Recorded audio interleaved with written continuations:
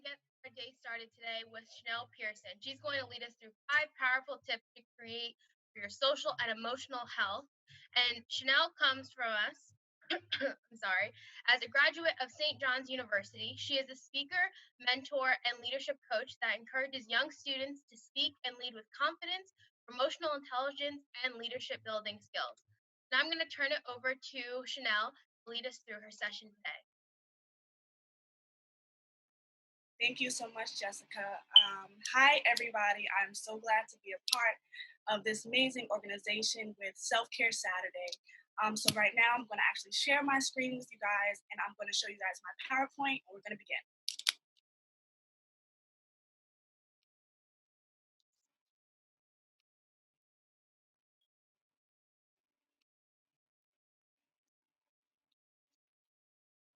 Can everybody see? Yes? Thumbs up? Yes. Awesome. Yes. Awesome. So, who here is ready to go back to school? Who here is excited? I know we have all had a rough year from COVID-19, quarantine, everything. So it's like, okay, so towards the end of the year, everyone was on a computer getting used to online learning. So it's like, how can I really be prepared for a new year? So I came up with 5 powerful self-care tips that I think all of us can definitely use for social and emotional learning. So, ladies, what's your favorite self-care? Who here loves to get their nails done? Hands up if you love getting your nails done. Hands up if you love getting your hair done. Skincare, makeup. I'm just learning how to get my makeup done. But these are things that's called self-care. These are things that we use to look good, feel good. You know what they say, when you look good, you feel good, right? So these are part of our self-care routines, and it's natural. We're ladies. We want our nails done. We want our hair done. We want to take care of our skin. But if you don't really feel good inside, how would you really look good? How would you really feel good if you don't really feel good? So I want to go into the 5 steps to feel good. What are the real self-care issues that we really want to make sure that we have going into the new school year? So one of the first things that came to my mind was journaling. Who here has a journal? Write in a group chat if you have a journal, if you want a journal, if you're in the process of getting a journal. Let me know. Write it in the group chat. Journaling is so important. It is so healthy. It is a great therapeutic resource to manage your thoughts, write ideas. So I wrote a book a while ago, and my book started from journaling.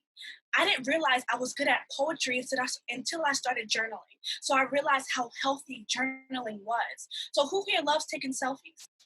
We all love taking selfies. I take selfies. So imagine taking selfies and looking back at old pictures of like, wow, I changed. I really glowed up. Like, I look different from a year ago, 2 years ago.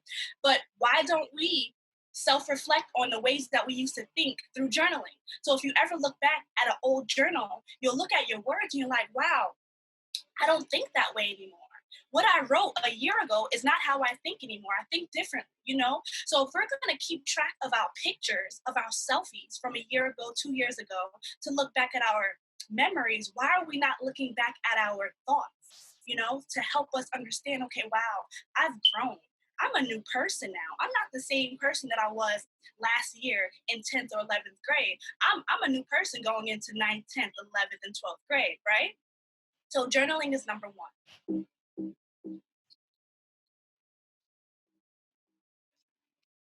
Sorry, guys. Number 2, affirmations. So who does not want to be told who they are? I don't. I don't want people telling me who I am. I want to be able to tell you who I am. And the way to do that is to already affirm that. Every day that you wake up, you can even use it in your journal. How do you feel? I am beautiful. I am smart. I am amazing. I'm going to be successful one day. I want to be a leader in the next club that I go to be in, my sports team. How are you affirming yourself? Tell people who you are. Don't let people tell you who you are.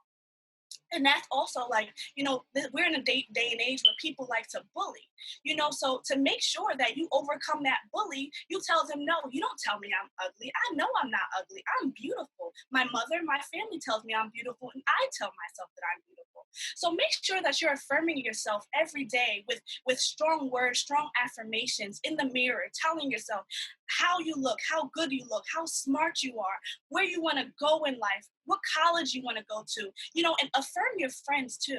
The friends around you, make them feel good. So number 2 is affirmations. Number 3, learn to make new friends. It is okay to make new friends.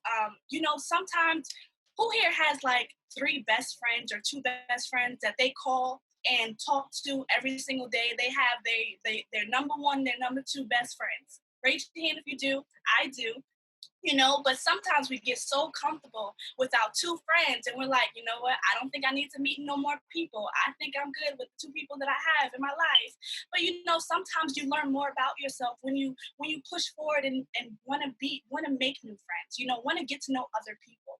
It helps you, build better relationships, healthier relationships. So learning to make new friends and being yourself in that friendship. We're in a world where it's okay to be authentic. It's okay to be yourself. So being able to learn to make new friends is so important, and it's so good for your healthy mindset, your mental, and your social well-being. Number 4, treat people how you want to be treated. Again, going back to affirming yourself, you don't want anybody to tell you who you are. So you don't want people to treat you the way you don't want to be treated. So ask yourself, how are you treating your friends? How are you treating the people around you? How are you treating your family? So it's like, how do you want to be treated first? Do you want to be treated with kindness? Do you want to be treated with respect? If so, make sure that you're doing the same thing towards other people. Lead by example. That's my favorite motto, is to lead by example.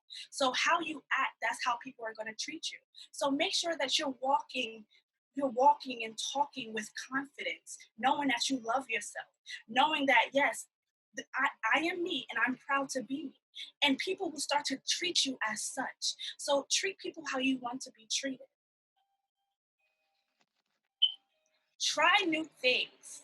So I used to be so shy and so quiet, and I used to hate speaking. Who here does not like public speaking? A lot of people, believe it or not, it's one of the biggest fears that all people have in the world, and it's okay. And I started that way. It was so bad for me. And there was one point in time where I said, you know what? I don't like feeling this way. I want to overcome this. How can I overcome this? Well, I had to force myself to try new things. I had to force myself to speak in front of people. I'm sure we all had an experience putting together a presentation in school. We all have to, when they ask to raise your hand, you don't want to raise your hand, but you know you have the answer. Let that be something that you try. Let that be something new that you try to help grow. Get comfortable being uncomfortable. It's okay. That's how we grow and become a better person, a better self. So that is also so important to your emotional and your social well-being. Trying new things, even if it's just you trying a new sport. Do you want to try to cheerleading? Do you want to try to dance team? Do you want to try to learn computers? Try it. Don't be afraid. You never know what you're capable of. You will definitely learn a new part of yourself when you try new things. So those are 5 important things that came to my heart that I wanted to share with you guys, because I think it's so important, for having that social and emotional well-being, that good health, because again, we love getting our nails done. We love getting our hair done. We love making sure that our skin is clear. But how do we feel inside? How do we feel inside? So how long could you fake looking good when you don't really feel good? But I want us to all feel good. This is the point of our self-care Saturdays. And I thank you so much for being able to speak with you guys today, to open up, this platform, open up my heart to you guys so you can learn and grow and become the best selves that you guys can be. So that's my 5 tips for you guys. And thank you so much for having me, ladies. No, that was great, and I definitely be working on 2 through 5. I've got 1 down. I love to journal, so that's been pretty good.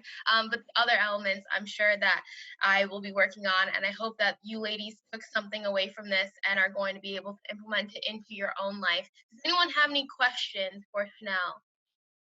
Okay. Sounds good. So thank you so much, Chanel. We really appreciate your time today. Ladies, if you haven't already, please make sure you fill out the poll that's at the bottom of your screen. Just some questions about like, are you ready to return to school? How do you prefer to attend school? Are you nervous about it? What are you nervous about? We just want to check in and see how you're doing. We'd also like to know where you're from. So please be sure to drop where you're from in the chat box so we can shout you out and give you a thank you for joining us today. Oh, Jessica, do you have a question for Chanel? Where's Jessica? How long did it take you to get over your fear of speaking? It was a journey. It took me years of constantly putting myself out there to be uncomfortable, being comfortable, being uncomfortable. So anytime someone asks you to speak, anytime your teacher says, "Hey, can you come up? Can you share your story?" Even though you're afraid, you still walk in that fear. You still walk in it, and eventually it becomes easier. So it's a journey. It's a lifestyle. It becomes who you are. So anytime opportunities came to me, I just said yes. I just said yes to things I was scared of. I said yes every time. I was nervous, jittery, but I still said yes. So it's a life thing. It's a lifetime journey. It took me a few years, and I'm still working on it today. Yeah. Thank you, Jessica, for that question. One more question that came in from Kasia says, do you have any tips for small businesses? Wow. Okay. So I do, but I'm actually still working on my business. What I say is don't be afraid to market yourself. Don't be afraid to invest in counsel. Invest in a leadership coach. Invest in someone who knows more than you know. Surround yourself with people who can give you feedback that have already experienced that success. Surround yourself with people who already have the results.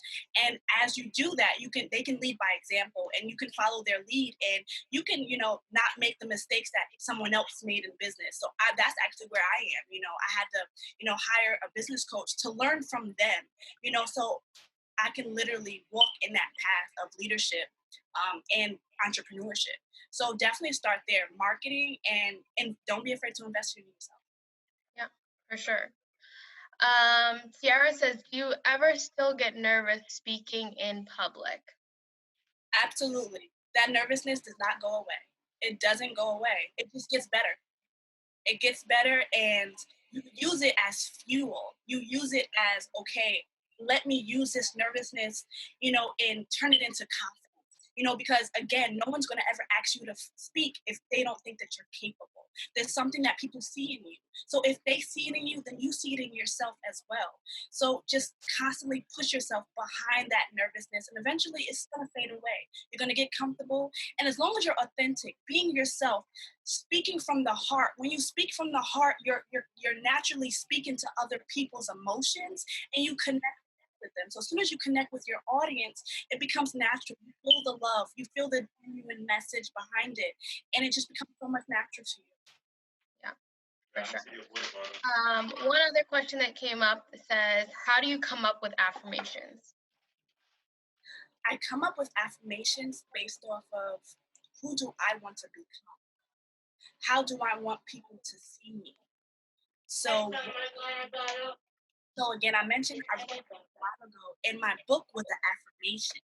Yes. It was the title was A Queen of a Woman. I wanted people to see me as this woman with confidence, with faith. I wanted to be this woman who walked in her purpose. So I had to tell myself this all the time, and it was a journaling process that I had to walk through every day, and kept saying it to myself until I believed it.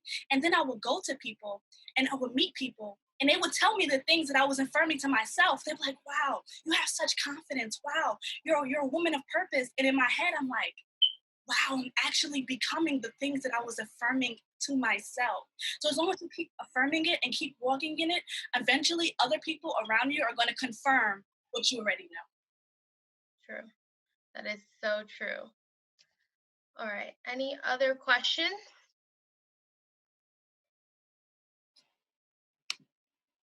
Thank you guys so much.